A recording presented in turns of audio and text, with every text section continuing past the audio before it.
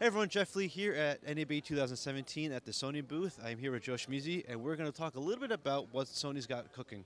Obviously, a big theme this year for Sony was HDR, and in many ways that was sort of this like grandiose idea for the elites. But Sony's trying to make it a little bit easier, I think, and they realized the importance of it and obviously how outstanding the image looks when you see an HDR image for yourself. So I really think it's kind of neat what you guys are doing. So can you describe a little bit on the sort of software and firmware updates you guys are rolling out and Sure. what that means for HDR in the future? Be my pleasure. So with the FS5, the quick things that we've got going on are HLG curves, HLG 1, 2, and 3 that are going to be available via Picture Profile 10. Those are going to be free firmware that'll just go right into the camera when we launch it. Should be, let's get into the summer a little bit. The other things we've done is we've added 120 frames per second internal continuous recording in the FS5. So, but that will be a paid feature. So just don't want to mislead anybody. So that one will also be available, and really the HDR and the HLG inclusion, because it's also going to be in the Z150, is about taking something that right now only a handful of people in the industry have really had the ability to sink their teeth into and play with, and in the modern age, crowdsource it, man. Let's get HDR out there for as many people as we can, because we have consumer TVs that'll do it. These cameras capture enough dynamic range.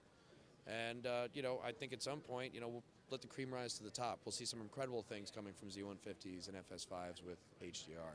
So in many ways, you're making it very accessible to folks from Z150 level and up to shoot and present things in HDR as well as SDR. That's important too, right? It goes both ways. Yeah, and I mean, this isn't our first rodeo with developing and deploying a new technology.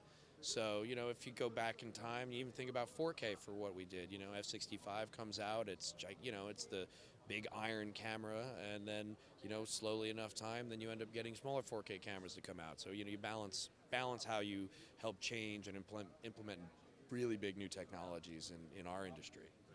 So in some ways, it's sort of like plug and play HDR with like a consumer Sony Bravia set, let's say, in one of these new cameras. HDMI straight in and you're ready to go? Yeah, you could, because it's just a curve you're going to set. So it's just like setting up S-Log or 709. But getting to be able to play and actually use all this extra dynamic range and get an immediate feedback on it, I think it'll be some really interesting things we'll see from it. And then we also have now on the monitoring side, we have an HD HDR TV, just so, and it's much more affordable than our upper tier. So it should just, because we've also had requests. That's the other thing too. Folks have been said like, well, I want to do HDR and I have an FS5. You're telling me it's got 14 stops, so, and I'm like, I want to see it. Yeah, and it's like fair play to you, So this is us just trying to, keep that dialogue going and be really effective. So you mentioned HLG 1, 2, and 3 via Picture Profile 10. Is that just slightly different curve responses to the shadows and highlights, or how does that work? It's different. It's different nit potentials, and I haven't gotten the full spec out on it yet, so I've only been playing it with it here on the floor.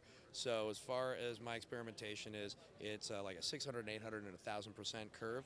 So it's different hands-off of dynamic range, and then we're going to be publishing what the nit profiles are so that everybody can have know what targets to hit when it comes to maximum brightness. Okay. So depending on the scene you're shooting, you may need to modify or use a different curve. Yeah, it'll be like slightly different workflows for each. And then the other thing we threw that changed in the FS5 is the S-Log 2, or S-Log 3 is going to be now 2000 ISO. Okay. It was originally 3200 in there, but S-Log 3 is a technology in its own right. So a 3200 variant was never really in it, was never designed, and just because this camera can do it doesn't necessarily mean it helps out the S-Log world.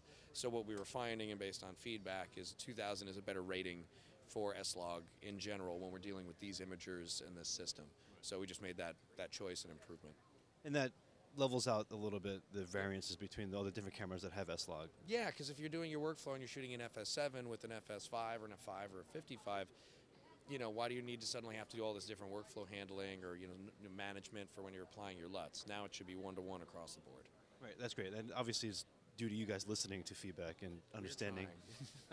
And we obviously appreciate that.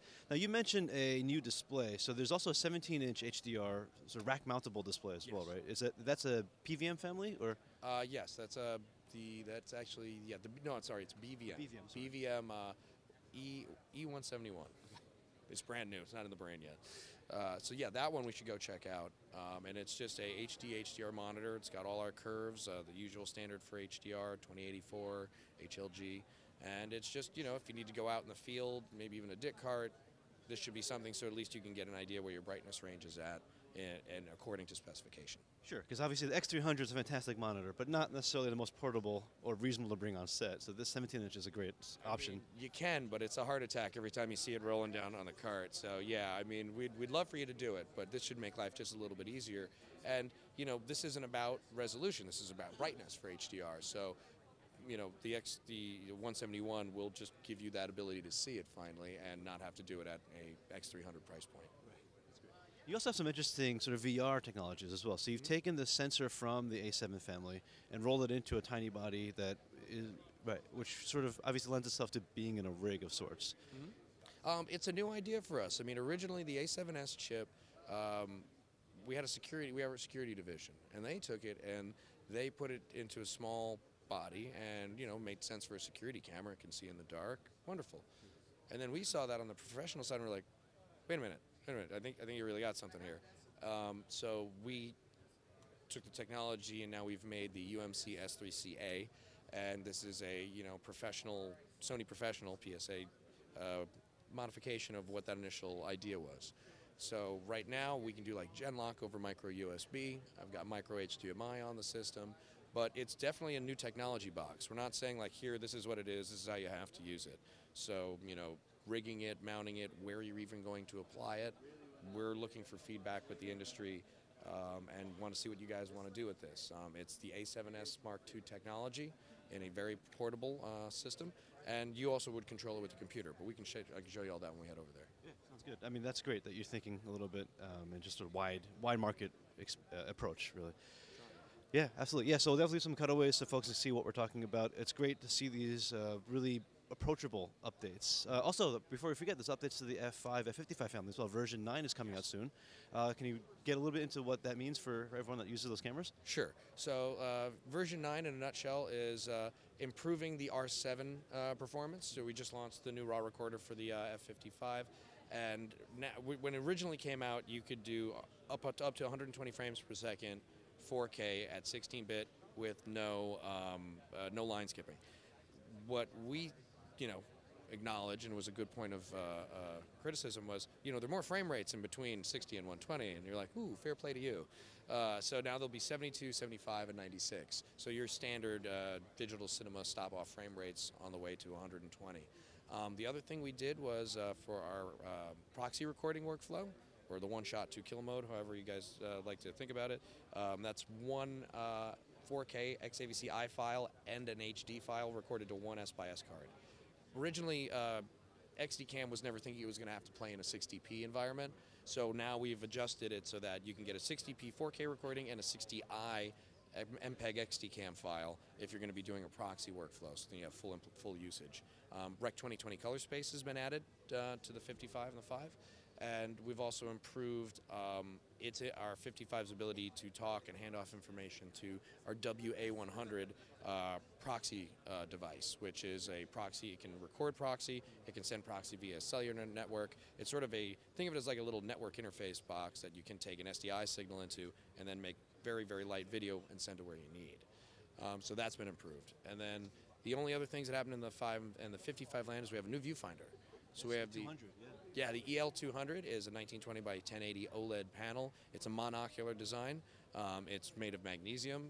We're even going to do it in such a way that for the mounting bracket, you can buy the viewfinder or you can get the mounting bracket on its own. So we're being very open to the fact that if you want a third-party different way to mount the viewfinder, we're cool. But it's just a big improvement on the EL100, so it's about double the brightness and full HD resolution. And then the very last thing is a new card reader for the access memory and S/S. So we got a 2-in-1. It will do the RAW cards and S/S cards. So this is the AR1. We originally had the CR1. Sorry. Yeah, Thunderbolt 2. Okay. And that's important to know. So it's the AXS cards, not the full-size sort of deck of cards, Skinny but the ones. slightly. Yeah. Yes, the new format ones.